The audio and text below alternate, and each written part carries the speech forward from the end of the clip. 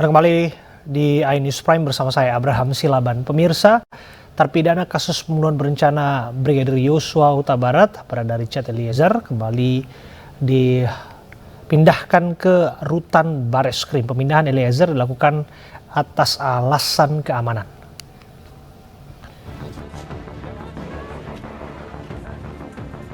Richard Eliezer dibawa ke Bareskrim Polri dengan pengawalan ketat sejumlah anggota Lembaga Pelindungan Saksi dan Korban atau LPSK.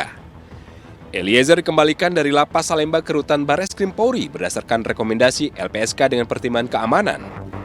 Sebagai justice kolaborator, Eliezer berhak ditahan terpisah dari tahanan lain. Meski menjalani masa hukuman di rutan Bareskrim Polri, status Eliezer tetap warga binaan Lapas Kelas 2A Salemba.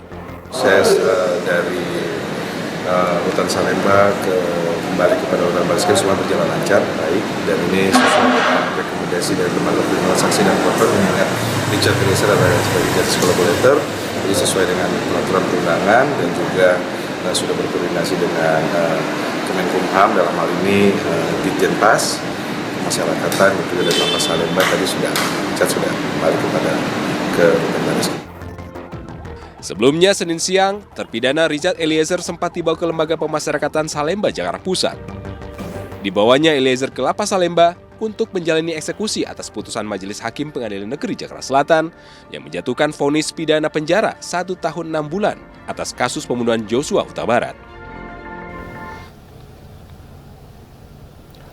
Demo Undang-Undang Cipta Kerja kembali digelar di depan gedung DPR RI. Massa minta pemerintah membatalkan penerbitan Perpu Cipta Kerja.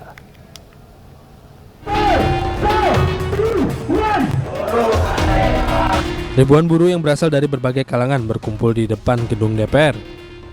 Aksi diawali dengan konvoi buruh yang digelar mulai jam 2 siang. Mereka menuntut pembatalan rencana pengesahan Perpu Ciptaker yang diterbitkan pemerintah akhir 2022 lalu.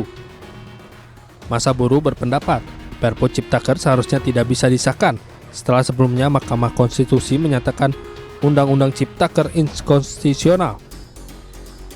Kami hanya menginginkan satu, batalkan Undang-Undang Cipta Kerja atau cabut Perpu Cipta Kerja dan wujudkan Undang-Undang Perlindungan Buruh, Undang-Undang yang pro terhadap kesejahteraan rakyat. Pendemo juga menganggap beberapa pasal dalam UU Ciptaker dinilai merugikan kaum buruh, salah satunya mengenai uang pesangon dan nilai santunan yang diturunkan.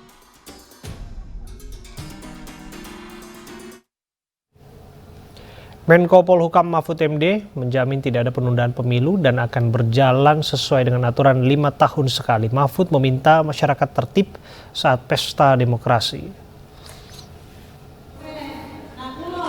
Mahfud MD, Menko Polhukam bersama dengan Gubernur Jawa Timur Khofifah Indar Parawansa dan Forkopimda Jawa Timur beserta unsur tokoh masyarakat dan agama menggelar cangkrukan bersama dalam tema Gerakan Tertib Pemilu 2024. Mahfud MD menjamin tidak ada penundaan pemilu dan akan berlangsung selama 5 tahun sekali. Mahfud juga meminta masyarakat tertib saat pesta demokrasi. Ia juga menyoroti banyaknya berita hoax jelang pemilu di media sosial.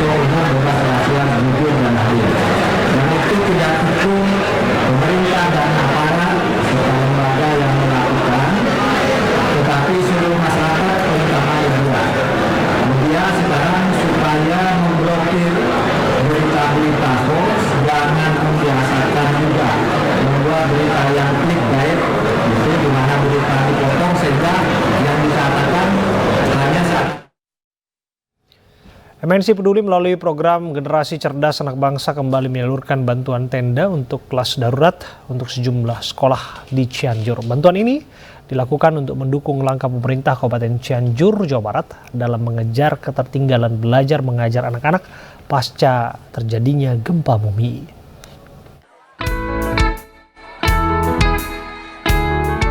Siswa-siswi SMP Negeri 3 Cianjur kini dapat kembali belajar meski masih di tenda yang difungsikan sebagai kelas darurat. Tenda darurat bantuan MNC Peduli ini menjadi tempat belajar sementara karena bangunan sekolah rusak parah akibat gempa. Tenda bantuan MNC Peduli ini disalurkan melalui BPBD Kabupaten Cianjur kepada sejumlah sekolah untuk mendukung semangat belajar para siswa dan siswinya. Alhamdulillah kami SMP Negeri 3 Cianjur mendapatkan bantuan tenda dari MNC Peduli Yayasan Jalinan Kasih. Tenda ini sangat berguna buat kami. Merasa terbantu. Ya, jadi ada tempat buat belajar, ada tempat duduk sambil belajar. Jadi nyaman. Bantuan tenda kelas darurat ini menjadi bentuk dukungan MNC Peduli melalui program Generasi Cerdas Anak Bangsa kepada pemerintah Kabupaten Cianjur untuk mengejar ketertinggalan pembelajaran pasca gempa. Bantuan berupa tenda dari MNC Peduli untuk warga terdampak sudah kami salurkan, sebagian besar sudah kami salurkan, itu khusus untuk kegiatan belajar mengajar terhadap sekolah-sekolah yang terdampak. Kali ini MNC Peduli memberikan bantuan 10 unit tenda yang cukup besar, yang kapasitasnya bisa diisi 60 anak ya. Ini tujuannya untuk sekolah ya. Ya, 6 kali 15 meter itu bisa digunakan untuk belajar. MNC Peduli masih akan terus menyalurkan tenda kelas darurat ini kepada sekolah-sekolah yang rusak parah sebagai fasilitas belajar mengajar. Dari Cianjur, Jawa Barat, Muhammad Andi Ihsan, iNews melaporkan.